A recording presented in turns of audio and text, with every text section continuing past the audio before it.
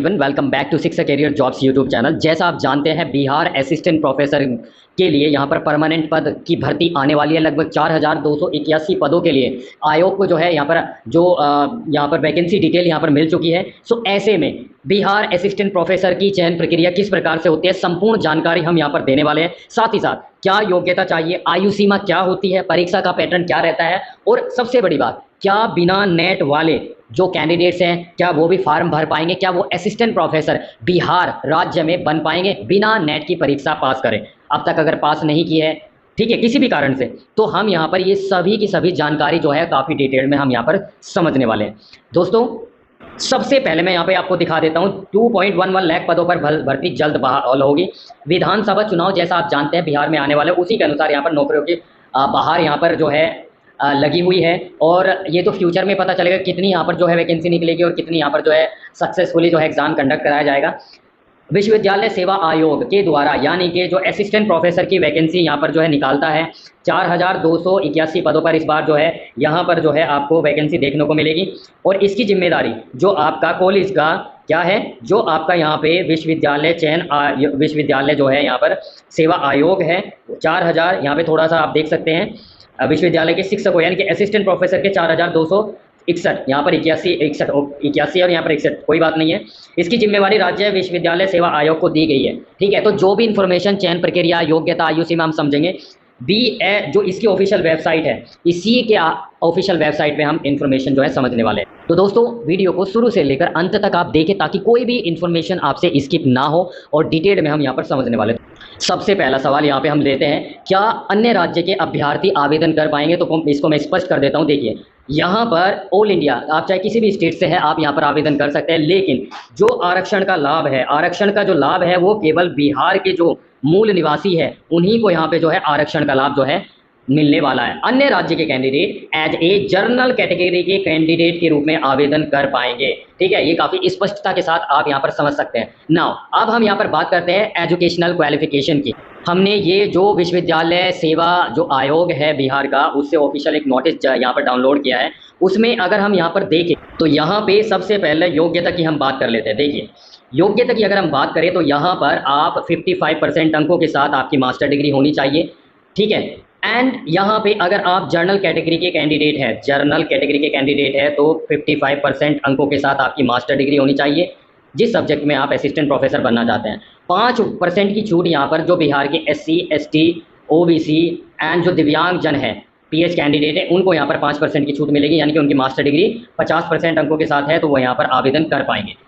अब ये तो होगी आपकी मास्टर डिग्री। दूसरी जो क्वालिफिकेशन है यहाँ पर वो आपका जो NET UGC नेट एग्ज़ाम या आपका CSIR जो नेट है वो आपका क्वालिफाई होना चाहिए। एक तो ये, ठीक है, या अगर आपके पास नेट नहीं है तो जो सेट एग्ज़ाम होता है, सेट यानी कि स्टेट एलिजिबिलिटी टेस्ट, और बिहार राज्य के अगर प्रीफिक्स में बात करें तो इसको यहाँ पर बैट बोला जाता है। जैसे नेट एग्ज़ाम होता है आपका राष्ट्रीय पात्रता परीक्षा, उसी प्रकार से जो सेट एग्ज़ाम है या बिहार बैट बोलते हैं इसको बोलते हैं बिहार पात्रता परीक्षा, राइट, पात्रता परीक्षा। तो यहाँ पे या तो आपके पास नेट एग्ज़ाम क्वालिफाई आपने किया हो, या सेट एग्ज़ाम जो बिहार का सेट है या बैट है वो आपका क्वालिफाई होना चाहिए। या ना तो आपके पास नेट है, नहीं है, ना बैट है, तो भाई उस केस में क्या है, आपका PhD डिग्री होनी चाहिए, तो आप यहाँ पर आवेदन कर पाएंगे।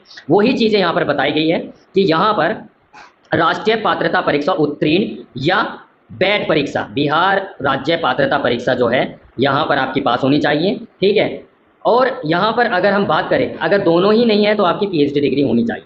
ठीक है, यानी कि जिनके पास PhD है उनको नेट और जो आपका बैट है उससे यहाँ पर छूट प्रदान की जाएगी, ये आपको ध्यान में रखना है। ठीक है, तो ये हमने क्वालिफिकेशन यहाँ पर कवर की। अब हम बात कर लेते हैं यहाँ पे, भाई कुछ विषयों में जो है यहाँ पर जो नेट एग्ज़ाम है या बैट एग्ज़ाम है वो यहाँ पर जो है आयोजित नहीं की जाती है परीक्षा। तो उस केस में क्या होगा, तो वहाँ पे ये होगा कि भाई जो मास्टर डिग्री है वही आपकी जो है एलिजिबिलिटी यहाँ पर रहेगी। ठीक, तो वो यहाँ पे भी दिया गया है कि भाई अगर नेट सेट बैट की परीक्षा आयोजित नहीं होती है किसी सब्जेक्ट में तो उससे ये अपेक्षा नहीं की जाएगी कि वो नेट बैट की क्वालिफिकेशन रखे।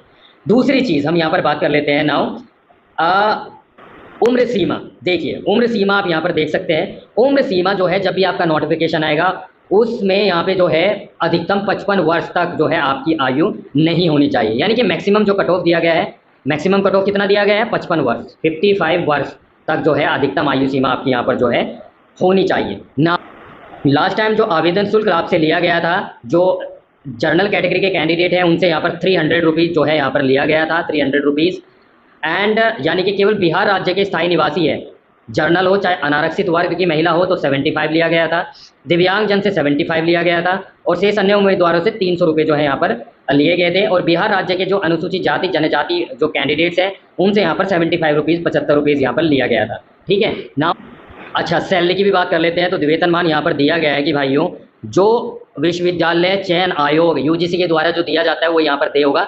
यानी कि यूजीसी की अगर हम बात करें तो भाइयों यहाँ पे जो है 57,700 लेवल 10 असिस्टेंट प्रोफेसर को यहाँ पर दिया जाए, जिसमें बेसिक सैलरी आपकी ये स्टार्टिंग बेसिक सैलरी रहती है। आपको डीए मिलेगा 53% ऑलमोस्ट अभी है, एचआरए मिलेगा, और अन्य भत्ते मिला के जो है काफ़ी अच्छी handsome salary, in hand salary आपकी यहाँ पर रहने वाली है। ठीक है। नाउ अब हम बात कर लेते हैं भाई साहब यहाँ पर चयन प्रक्रिया की। ठीक है।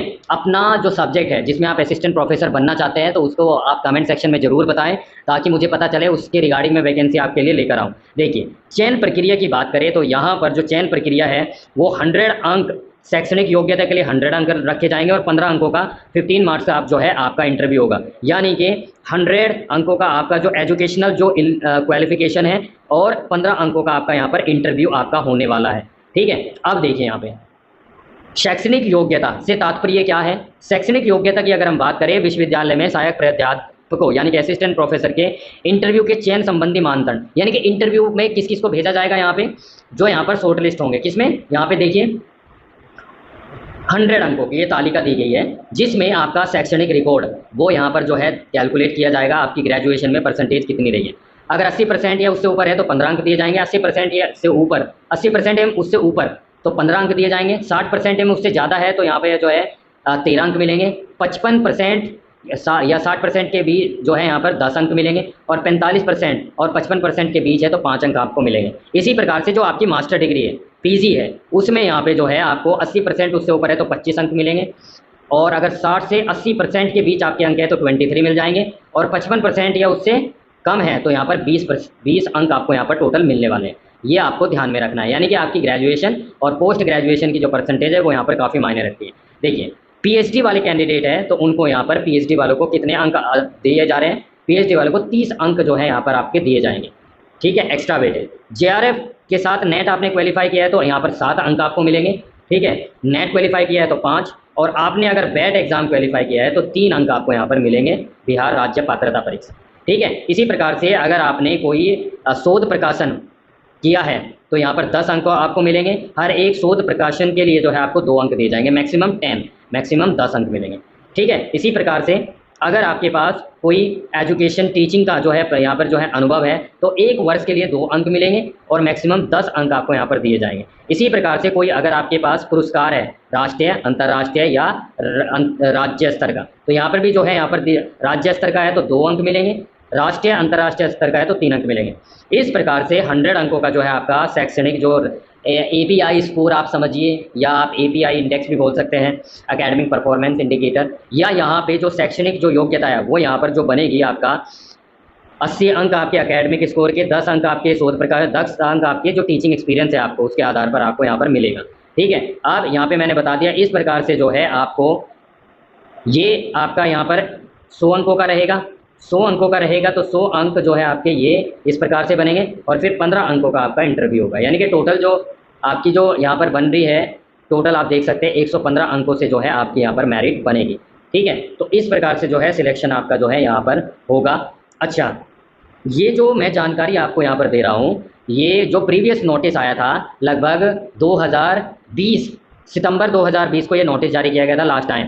ठीक है। बिहार राज्य विश्वविद्यालय सेवा आयोग, यहाँ पर जो परमानेंट असिस्टेंट प्रोफेसर के पद निकाले गए थे, 2 नवंबर 2020 तक जो है यहाँ पर आपको आवेदन करना था। ये जो है हम ऑफिशियल वेबसाइट पे दिखा, तो ये ऑफिशियल वेबसाइट है, यहीं से जो है आप डाउनलोड करके जो है ये इन्फॉर्मेशन प्राप्त कर सकते हैं। ये यहाँ पे आप देख सकते हैं अलग अलग जो है लगभग जो 2020 में जो वैकेंसी आई थी 53 टोटल सब्जेक्ट थे असिस्टेंट प्रोफेसर के लिए, और यहाँ पर जो है डाउनलोड कर सकते हैं इंस्ट्रक्शंस। रजिस्ट्रेशन जो है दिसंबर 2020 तक चले थे, और यहाँ पर ये सारे सब्जेक्ट आपके 50 के 3 सब्जेक्ट यहाँ पर है। तो यहाँ से हम जो है लास्ट जो एडवर्टीजमेंट जारी हुआ था BSUSC के द्वारा, वहीं से हमें इन्फॉर्मेशन कवरअप की है।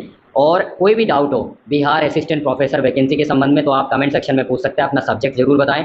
वीडियो अच्छी लगे वीडियो को लाइक करें, और कोई जब नोटिस जारी होगा तो मैं जरूर वीडियो बनाऊंगा, कोई भी डिफरेंस अगर होता है तो हम वहाँ पर समझेंगे। मोस्टली यही रहने वाला है। अब नेक्स्ट जो वीडियो होगी वो बैट पे बनाएंगे कि बैट क्या होता है, किस प्रकार से जो है आप यहाँ पर असिस्टेंट प्रोफेसर बन पाएंगे बिना नेट के भी बैट परीक्षा पास करके। तो चलिए, thank you, keep watching and keep